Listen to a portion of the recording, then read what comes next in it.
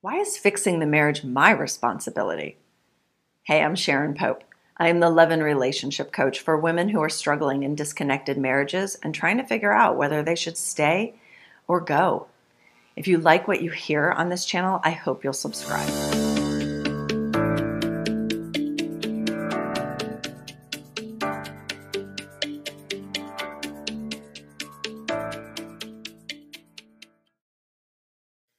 So today we're talking about why is it always the woman's responsibility to fix the struggles inside the marriage?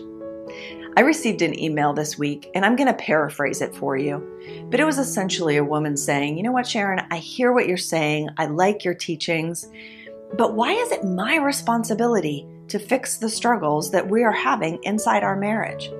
I feel like I'm doing more than my fair share for our family already. And I just don't think that this should be another thing that we automatically put on the woman to be able to solve. I mean, why can't we both be working on the struggles inside of our marriage at the same time? I get it. Yeah. What she's saying is not untrue. It's completely true. It would be lovely if you were both working on it at the same time, because after all, the relationship, the marriage, is something that the two of you have created together.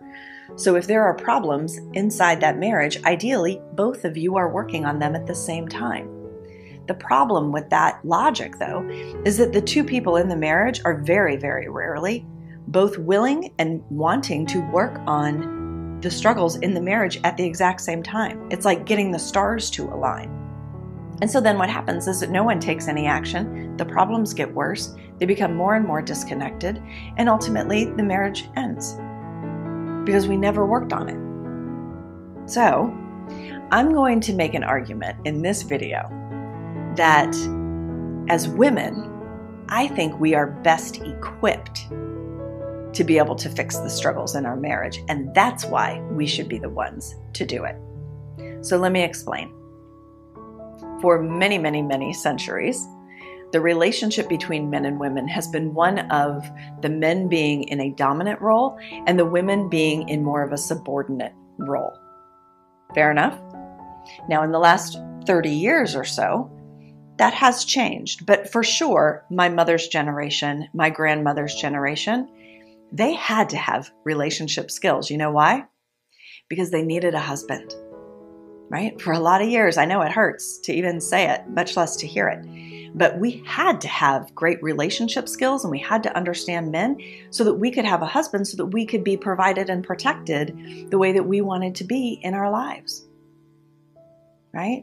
And so now, I would say maybe in the last 30 years or so, women have been able to, I would say, earn an equal partnership seat at the table.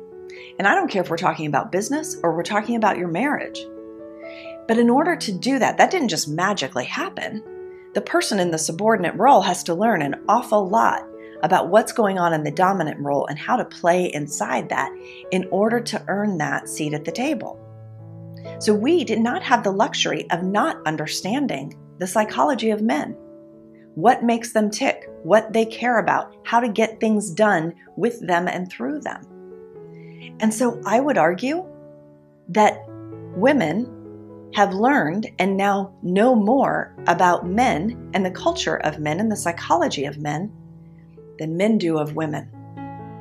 Because men haven't had to learn that about women. It's not that they're not capable of learning, it's that they haven't had to.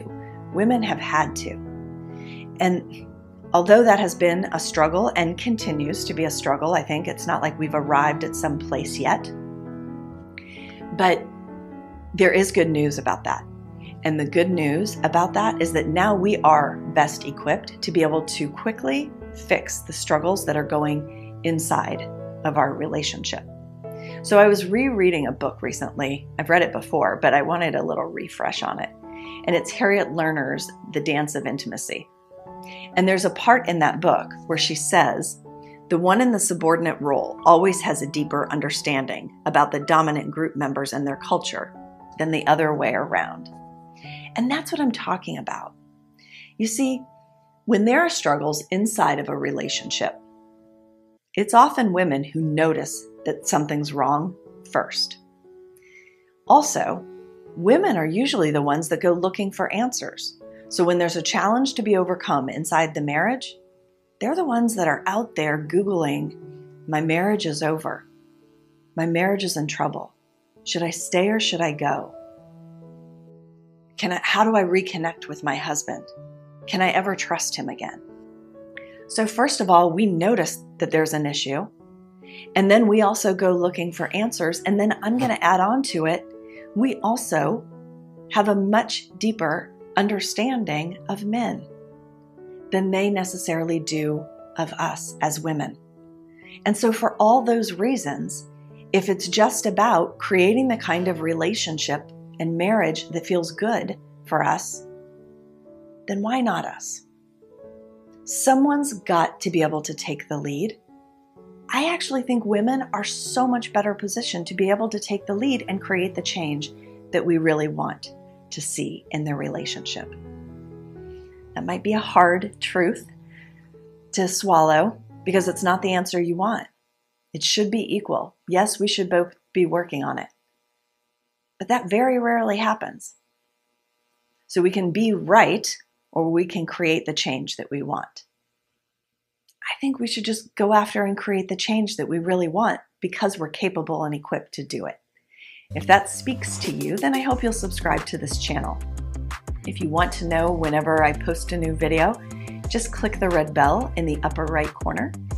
And if you think that you are in this danger zone of trying to figure out, can I actually be the one to fix the struggles inside of my marriage? Or, oh my goodness, is the only answer to leave? Then check out the notes below this video where you can find a link where you can schedule a complimentary truth and clarity session with a member of my team so that we can understand whether or not I can help you get the clarity you need to know whether you can fix your marriage or how to move forward without regret. Take good care.